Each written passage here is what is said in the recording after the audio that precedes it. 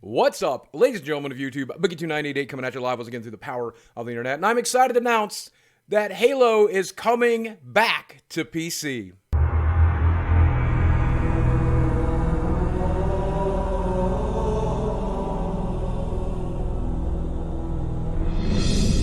This got announced last week. Halo, the Master Chief Collection, is coming to PC, and it's going to include Halo Reach, and this is super exciting.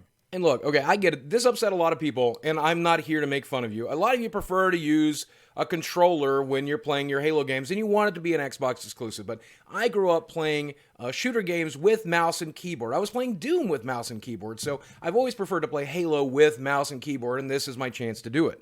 And look, the reason I say it's coming back to PC is because this is not the first time Halo games have been ported over to PC. In fact, some of the very same games that are in the Master Chief Collection were once playable on PC. I remember playing Halo 2 on PC and really loving it. What I'm trying to say here is if you're one of those people that are upset that the Halo franchise is not going to be exclusive to Xbox, this video is probably not for you. But there's a lot of people who are really, truly excited about this change, and I'm excited to see Halo come back to PC. And it's not like every Halo game is coming to PC that we know of right now. Halo 5, Halo Infinite, these games have not been announced for PC. The only PC game we know about coming over is the Master Chief Collection, which isn't even really that big of a deal because keep in mind, Halo 1, Halo 2, maybe even Halo 3 were ported over to PC. So it's not that big of a stretch to put these games back on PC.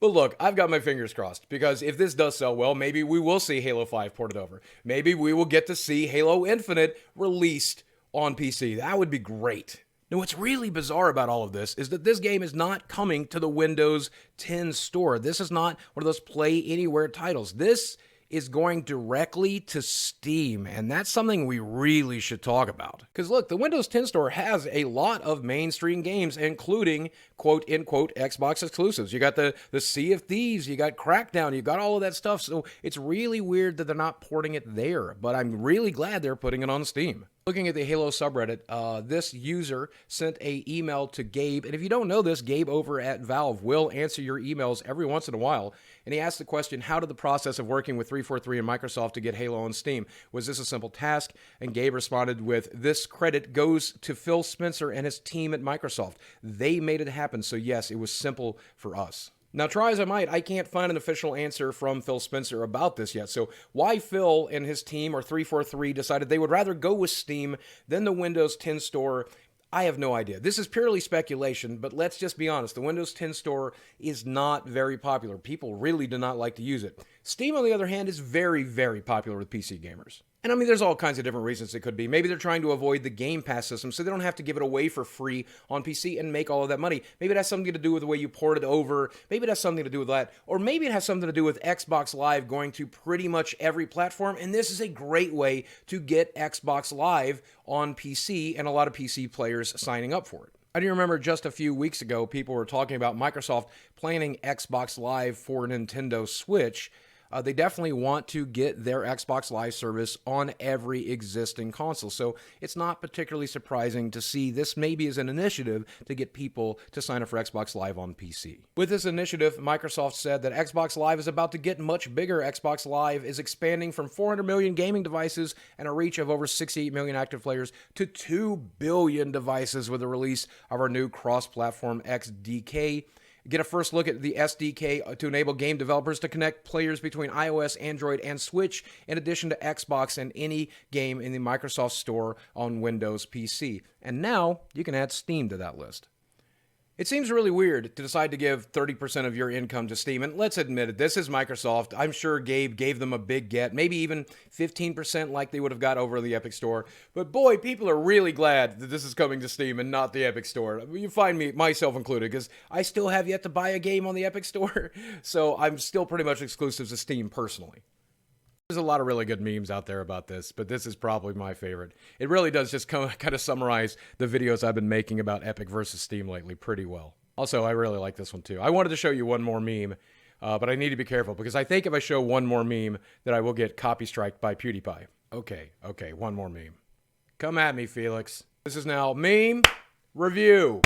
But it is coming to Steam, and this version of the game will include Halo Reach, along with Halo Combat Evolved Anniversary Edition, Halo 2 Anniversary, Halo 3, the Halo 3 ODST campaign, and Halo 4. Now, I think it's important that we do remember what an incredibly rocky start that the Master Chief Collection had on Xbox when it launched. The single-player content was fantastic, and it gave you the remastered version. You could swap back to the original version as well with the original skins and the original graphics. That was fantastic. I love that. The couch co-op worked perfectly as well. The split screen, it felt just like you were playing the old-school game. When it came to online matchmaking, though, those servers really did not work for the first few months, and by the time the servers were working, everybody had just basically given up on the game. That was a disaster of a launch. Fingers crossed again that that doesn't happen for the PC version. Now, to that regard, everybody wants to know when this game is going to be released, and I was really glad to see this because community manager Brian Gerard said at South by Southwest that the game will be ready when it's ready. They're going to take their sweet time launching this game, and hopefully it will be fully optimized, fully ready to go for PC when they finally do. Because I don't know if you've done this, but if you've played any of the video games that are Play Anywhere, a lot of the Windows 10 versions of the Xbox games just are not very good. But there was a big announcement at South by Southwest, and that's the Halo Insider program. You can sign up for this program, and if you do, you might get early access to the Halo Master Chief Collection on PC, probably for beta testing purposes. And in fact, Gerard actually said that's the entire reason they announced this game so early is because they wanted to open the doors to the Insider program to get the community playing the game, giving feedback directly to the developers, and making sure the game is polished before the official release so we don't have a repeat of the Xbox version. If you guys remember at the beginning of this generation, I kind of celebrated Xbox getting knocked down a peg because they were making a lot of really bad decisions. And now we see PlayStation on top, and PlayStation is making a ton of bad decisions as well. So I'm glad to see Xbox doing stuff like this to claw their way back up. Now, what this means for the Xbox brand is anybody's guess. I imagine Xbox will have Halo Infinite exclusive, and it still has Halo 5 as an exclusive. And I understand that there are some people who are upset to see this game leave as an exclusive, but come on, it's like a 3-year-old game now at this point, and it's a game you guys didn't really even embrace on Xbox because it didn't work when it launched, so you can't blame them for wanting to take that property and make some money with it.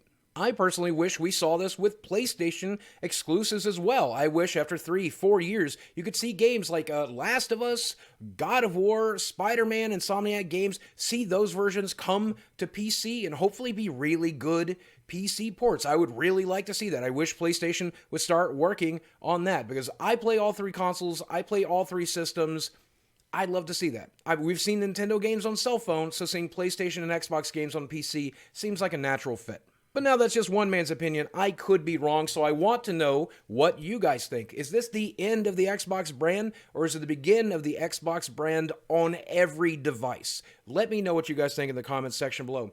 I'm really glad that Phil Spencer and Major Nelson and the folks over at Xbox are making this decision. I think it's really, really smart, and I hope that we see more like it, and I hope it sets a precedent for the entire industry, because the more people that get to play more games, the better. Meanwhile, we see, Epic moving backwards with this stuff, and we see the rest of the industry moving forward, and I think it's good for the industry. It's certainly good for gamers. Guys, as always, thanks for watching.